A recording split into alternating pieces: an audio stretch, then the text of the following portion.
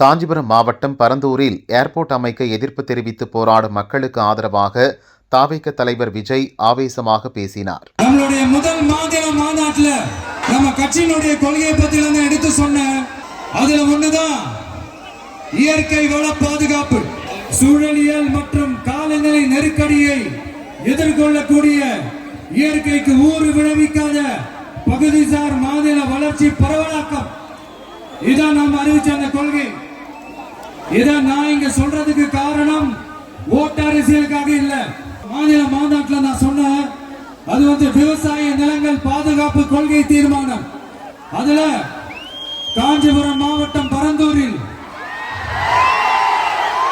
1000க்கும் மேற்பட்ட ஏக்கர் பரப்பளவில் 13 நீர்நிலைகளை அடிச்சு சென்னையை நிரந்தரமாக வெள்ளக்காடாக்கும் திட்டத்தை ஒன்றிய மாநில அரசுகள் கைவிட வேண்டும் என்று வலியுறுத்தின.